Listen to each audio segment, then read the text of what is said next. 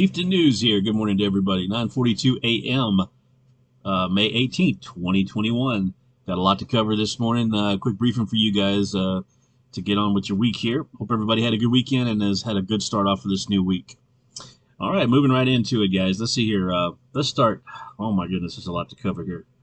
Okay, let's see here. The rockets have started to come in from Lebanon into Israel. There were 6 of them. 5 reported to hit right around the border of the Lebanon-Israeli border. 1 of them made it into Israel. The Israeli military fired back artillery rounds from the locations the missiles or the rockets came from. So there is another avenue open up, and it was identified that Hezbollah is responsible for the rockets coming over. A new player in the game. That's something that was to be expected. I was hoping that wouldn't happen, and how long the other countries are going to be able to hold their restraint while Israel cleans out Hamas. All right, moving on to the next deal here. Israel has really done a good job of taking out Hamas and lowering their numbers and their ability to fire rockets into Israel. As any sovereign nation or country, I think I sympathize with Israel. If you want to throw stuff into my country to hurt my people, I think I'm going to do what I can do to stop that, or do what I have to do to stop you, regardless of what that is. Moving on, I see with Israel's deterrence so far, they have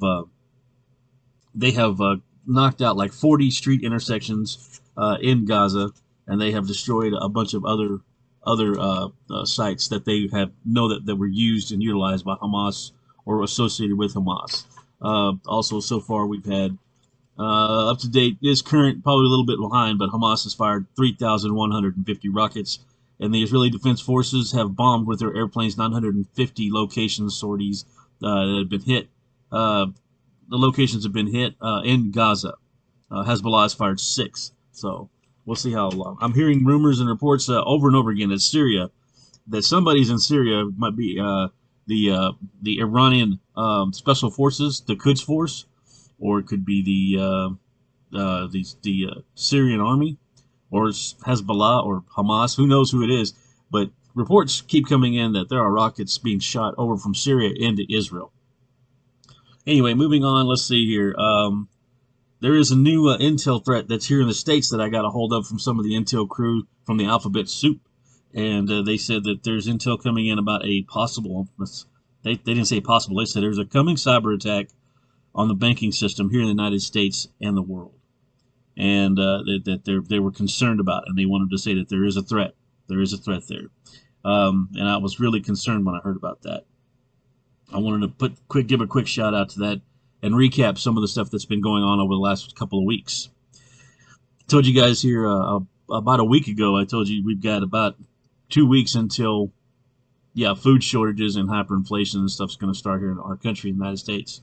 So be prepared for that. I hope you're getting ready for that. I really do. I hope you're getting ready, because it's pretty much a done deal from what I've heard, is that we're going to have food shortages that are, and our way of eating and our habits of eating and stuff is going to change. There's not really anything we can do about it. We're not going to be comfortable, I heard, with this situation. But we will grow. We will adapt. We will grow accustomed, I'm sure, as humans do. The other thing is the hyperinflation deal. If we have any kind of crisis with our market system, if we have a cyber attack with that, that's really going to hurt the economy right now. We're so fragile as an economy. Coffee's good. Coffee is great. All right, so be prepared for some market crashing or market episodes, I guess. So keep your eyes and ears open for that. Also, don't forget time dilation. I don't know if anybody's seeing any examples of that out there, but keep your eyes and ears peeled for that. I don't think the intel crew would have told us such a bizarre story without any kind of foundation or basis that this is possible. In the past, these individuals have given out information that has proven time and time again to be factual. So, time dilation, be prepared for that. People, the effects of it are people reactions, the anger issues, the unable to cope issues with humans, having an inability to adjust to what's going on. It doesn't look right to them, doesn't seem right, doesn't feel right, so type of thing. All right, so moving over into another back to the Middle East, I wanted to let everybody know the intel coming in is that Israel is Israel, Iran is supplying missiles to many of these rebel groups that are wanting to get at Israel. So all these rockets that are coming, thousands and thousands and thousands of rockets that are coming and flying over into Israel, they have an origin. They have a place that they came from. Don't forget that. So this situation is widening as we speak right now. This situation is widening. We can't do anything about what's going on. Israel has to defend itself, and these countries have to make a religious stand. I guess the other side of Israel. I guess so. It's one of those situations. Unfortunately, the UN Security Council meeting, as well as media statements that are coming out from Turkey, Jordan, Egypt, Lebanon, China, Pakistan, and many, many more nations, or even Russia, is looking for a two-state solution in Israel. This just can't happen.